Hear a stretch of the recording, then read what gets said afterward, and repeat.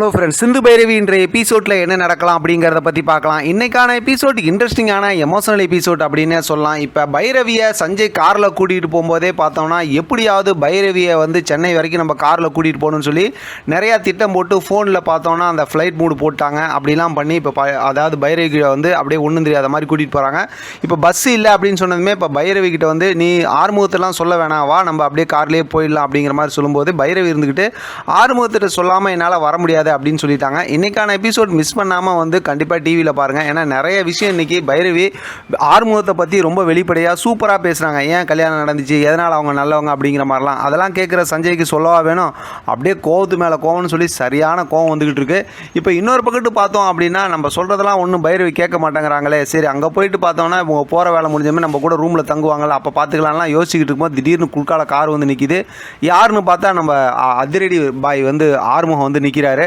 உடனே பார்த்தா சஞ்சய் என்னென்ன கேட்கணுமோ எல்லாம் நறுக்கு நல்லா கேட்டு விட்டுறாரு. சஞ்சயால் ஒன்றுமே பேச முடியல. ஒரு கட்டத்தில் பார்த்தோம் அப்படின்னாக்கா சஞ்சய் கிட்டே நான் என்னோட ஒய்ஃபை என் காரில் கூட்டிகிட்டு போகிறேன், நீங்கள் உங்கள் காரில் உங்கள் வேலையை போய் பாருங்கள் அப்படிங்கிற மாதிரி சொல்லி அமுச்சு விட்டுறாங்க. இப்போ ஆறுமுகம் வந்து பைரவி கிட்ட ஜாலியாக ரொமான்ஸ் பண்ணி ஒரு மாதிரி பேசிட்டு போகிறாங்கன்னு வச்சிங்களேன். ஒரு மாதிரி சூப்பராக இருந்துச்சு இன்றைக்கான எபிசோட் நான் ஃபஸ்ட்டு பேசியிருந்துருக்கணும்.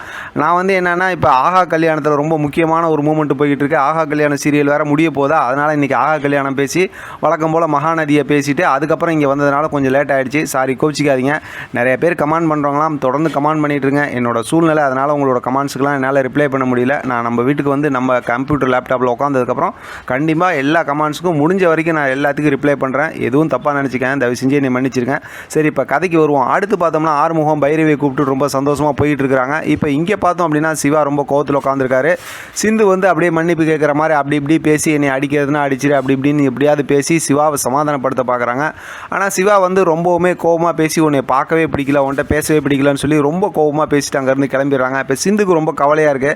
ஆனால் சீரியலில் மட்டும்தாங்க இதெல்லாம் நடக்கும். அதாவது பார்த்தா போட்டு இடியாப்ப சிக்கல் மாதிரி போட்டு நம்மளை இரிட்டேட் பண்ணிக்கிட்டே இருப்பாங்கன்னு சொல்லுவாங்கள்ல, அது மாதிரி இப்போ நடக்கிற பிரச்சனையை அழகாக பேசி என்ன இதுன்னு பார்த்துடலாம். இப்போ பார்த்தா இங்கே இடையில சென்னைக்கு போகிற வழியில் ஒரு இடத்துல நிறுத்தி ஆறுமுகமும் பைரவியும் வந்து இளநீர் குடிச்சிக்கிட்டு இருக்கிறாங்க. அப்படி இருக்கும்போது பார்த்தோம் அப்படின்னா இப்போ தான் வந்து சிந்து ஃபோன் பண்ணுறாங்க, பைரவி பேசுகிறாங்க, நடந்த பிரச்சனையெல்லாம் சிந்து சொல்லிடுறாங்க. இப்போ பைரவி தான் கம்ப்ளைண்ட் கொடுத்துருக்காங்க. நமக்கு கூட எனக்கு குழப்பமாக இருந்துச்சு யார் கம்ப்ளைண்ட் கொடுத்துருப்பாங்கன்னு. இப்போ பைரவி வந்து இந்த விஷயத்தை அன்னபூர்ணிக்கிட்ட சொல்கிறேன்னு சொல்லும்போது சிந்து வேணாம் அப்படிங்கிற மாதிரி சொல்லி தடுத்துடுறாங்க. நானே என் மேலேயே தப்பாகவே இருக்கட்டும், ஏன்னா உன் மேலே ரொம்ப அன்னபூர்ணி வந்து பாசம் வச்சுருக்காங்க, அதனால் இந்த பிரச்சனையை அப்படியே கொஞ்சம் கொஞ்சமாக சரி பண்ணிடலாம் அப்படிங்கிற மாதிரி சொல்லிடுறாங்க. ஆனால் ஐசுக்காக தான் இதெல்லாம் பண்ணாங்கன்னு தெரிஞ்சால் அதுவே சூப்பரான ஒரு மூமெண்ட் தான். அதை தான் சிந்து வந்து கண்டிப்பாக சிவா கிட்ட சொல்லியிருக்கணும்னு சொல்லி நான் ஆரம்பத்திலேருந்தே ஃபீல் பண்ணுறேன்.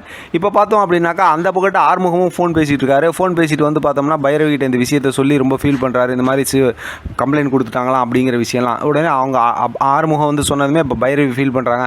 இப்போ வழக்கம் போல் மென்டல் ஒன்று வச்சுருக்காங்கல்ல, அவங்க பார்த்தா ஸ்னேகா வந்து ஏய் சிந்து, நீ இந்த மாதிரி வந்து கூட்டிகிட்டு வந்து என்னை பிரச்சனை பண்ணிட்டியா, நான் வந்து என்ன பண்ணுறேன் பாரு, உன்னை வாழ விட மாட்டேன் அப்படி இப்படிங்கிற மாதிரிலாம் சபதம் பண்ணுறாங்க. இப்போ பார்த்தோம் அப்படின்னாக்கா சிவா வந்து மாடியில் உட்காந்துருக்கிறாரு. இப்போ சிந்து வந்துட்டு பேசுகிறாங்க, உன் கையால் சமைச்சது எதுவுமே சாப்பிட மாட்டேன் அப்படி இப்படின்னு சொல்லி ஒரு மாதிரி கோவமாக செல்லமாக பேசுகிறாங்க. ரெண்டு பேத்துக்குள்ளார சூப்பராக ரொமான்ஸ் நடக்குது. சிந்து சமைச்சது தான் சாப்பிட்டேன்னு சொல்லிட்டு இப்போ ஸ்வீட் பீடா கொடுக்குறாங்க. அதெல்லாம் வேணாம் அப்படின்னு சொல்லிட்டு ரொம்ப கோவமாக பேசிட்டாங்கன்னு கிளம்புறாங்க. சிந்து வந்து நல்லா ரொமான்ஸ் பண்ணுறாங்க. ஒரு மாதிரி ஜாலியாக இன்றைக்கான எபிசோட் முடிச்சிருக்காங்க. அடுத்து என்ன நடக்குங்கிறது நமக்கு தெரிஞ்சது தான். இப்போ காயத்ரியோட கல்யாண விஷயம் ஆரம்பிக்க போகுது. இந்த வாரத்துக்கான எபிசோட் எல்லாமே அதிரடியாக அனல் பறக்க போகுது. தொடர்ந்து நம்ம பேசலாம். இதை பற்றின உங்களோட கருத்து கமெண்ட் பாக்ஸ் தெரியப்படுத்துங்க. தொடர்ந்து ஆதரவு கொடுங்க. தேங்க்யூ ஃப்ரெண்ட், தேங்க்ஸ் ஃபார் வாட்சிங்.